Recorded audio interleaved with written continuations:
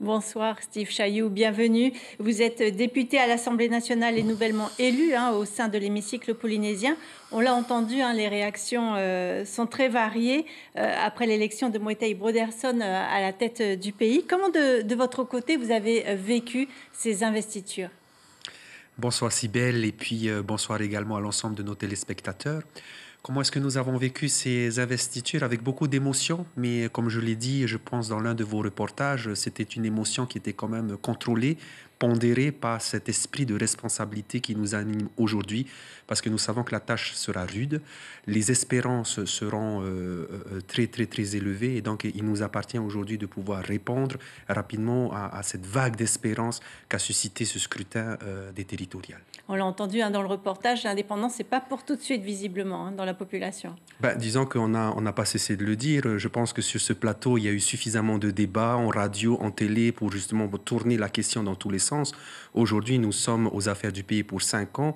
Au bout de ces 5 ans, la Polynésie ne sera pas indépendante. Ceci étant dit, n'oublions toujours pas l'ADN du Tavini Huiratira, qui est celui d'amener et d'accompagner ce pays vers sa pleine souveraineté dans un processus de décolonisation dans lequel il va y avoir un dialogue sur la décolonisation, au bout duquel sera fixé un référendum d'autodétermination où la population se décidera et s'autodéterminera pour ou contre l'indépendance. Alors vous êtes très attaché aux fondamentaux de votre parti, très respectueux des anciens.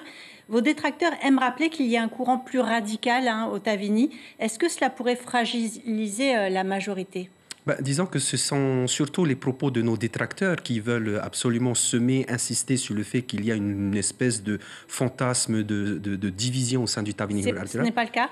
Il n'en est cure. Le discours est le même. La façon d'apporter le discours est peut-être différent. Les mots qui sont utilisés sont peut-être différents, mais l'objectif reste le même. Alors vous allez évoluer du coup dans les deux hémicycles, notre Assemblée et l'Assemblée nationale. À Tahiti, concrètement, quel sera votre premier dossier? Est-ce que vous avez intégré une commission en particulier? Au niveau de l'Assemblée de la Polynésie, les députés que nous sommes, c'est-à-dire Temat Elegaïk et moi-même, nous nous sommes positionnés pour intégrer la commission des institutions. C'est la principale commission, la commission qui va examiner l'éventuel toilettage du statut, en tout cas toutes les questions institutionnelles. On est dans cette commission-là et on compte bien travailler. Dans son discours vendredi, Moetai Broderson a évoqué la problématique des langues. Il espère monter des écoles immersives à l'image de ce qui existe en Bretagne, au Pays Basque. Alors vous qui faites la promotion du plurilinguisme, j'imagine que c'est une partie du discours qui vous a touché? Absolument. On le sait tous, le combat pour la réhabilitation de la dignité de nos langues, c'est un combat que je mène depuis des années maintenant. Et effectivement que la préservation et la promotion de nos langues font partie de l'ADN du Tavini Huiratira. Mais vous savez, au-delà même du Tavini Huiratira, je pense qu'il fait partie de l'ADN de chaque parti politique. Aujourd'hui, c'est nous qui sommes aux affaires du pays avec une certaine vision. Et cette vision-là va se traduire très concrètement par la mise en place, l'étude d'abord, et puis la mise en place des punanaleo, des punareo, des kohangareo, c'est-à-dire des écoles d'immersion en langue polynésienne. Ça fait partie des dossiers typiquement qui seront suivis dans les deux hémicycles. Absolument. Pour vous dire, par rapport à l'Assemblée nationale, ça a fait partie de notre campagne en tant que député, c'est-à-dire faire en sorte que les langues polynésiennes, au pluriel, soient reconnues comme langue co-officielle avec le français. Moetai Broderson a été votre parrain en quelque sorte à l'Assemblée nationale. Vous comptez jouer ce rôle aussi pour Meriana Red-Arbelo? Je pense que, vu les talents de Meriana et ses capacités intellectuelles particulières, je pense qu'en 2 semaines, elle sera déjà très à l'aise dans les rouages de l'Assemblée nationale. Et c'est d'ailleurs ce que je lui ai dit. Merci beaucoup, Steve Chailloux. Vous restez avec nous. Moetai Broderson doit dévoiler le nom de ses ministres demain matin. De nombreux noms circulent. Il avait déjà annoncé que Roni Telipaya serait ministre de l'Éducation, Eliane Tevahitua, ministre de l'Enseignement supérieur, Jordi Chan, ministre de l'Équipement et des Grands Travaux, Tevahiti Pomare, pressenti comme ministre du Budget, mais le nom de Warren Dexter circule également. Cédric Mercadal serait pressenti à la Santé et Chantal Gallnon pourrait devenir ministre des Solidarités, du Logement et de l'Aménagement du Territoire. Steve Chailloux, on a parlé des différents courants au sein du Tavini. On a l'impression que l'accouchement est un peu difficile concernant le gouvernement. Moetai Broderson est le seul à décider de la composition du gouvernement, ou est-ce qu'il y a du lobbying de la part du parti? Disons que statutairement, il appartient au président de la Polynésie française de nommer ses présidents, donc ça c'est le statut. Mais bien évidemment que nous sommes dans la concertation. Tous les candidats pressentis sont passés par le filtre de la direction du parti, puisque Moetai consulte évidemment dans l'intimité de notre parti, donc évidemment le président Oscar Temaru, le président Tony Geros. Non, nous avons fait, je pense, un bon travail de présélection, on va dire ça comme ça. Et demain, nous allons découvrir le casting des ministres qui vont gouverner la Polynésie. Oscar Temaru est président du groupe Tavini, mais on sait qu'il a une santé fragile, qu'il a des échéances judiciaires le 24 mai. Comment comptez-vous maintenir la cohésion au sein du groupe Tavini à l'Assemblée ? La cohésion, elle est de fait ici, puisque de toute manière, la cohésion ne se construit pas quand on siège à l'Assemblée, elle se construit déjà quand on est en campagne électorale, déjà quand on constitue les listes et les équipes.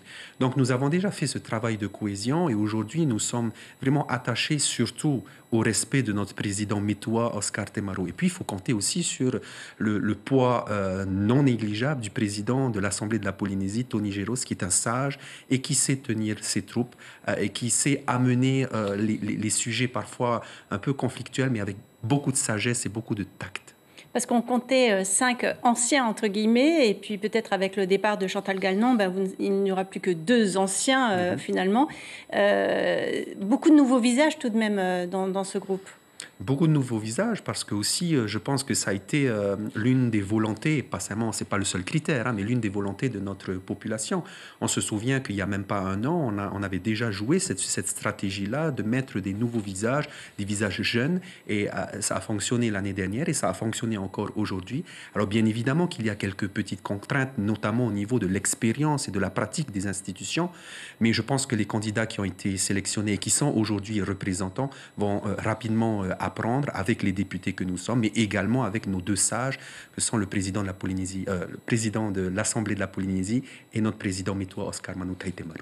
Alors Teva Iuta a changé de couleur lors des territoriales, de ces territoriales. Mataya et Papeari ne sont plus rouges mais bleus. Vous pourriez envisager de vous présenter lors des municipales de 2026? Ça fait partie effectivement des possibilités. Aujourd'hui, on a 3 ans jusqu'au prochain scrutin. Aujourd'hui, rien n'est décidé, bien évidemment, parce que ce qui est le plus important, c'est quel programme.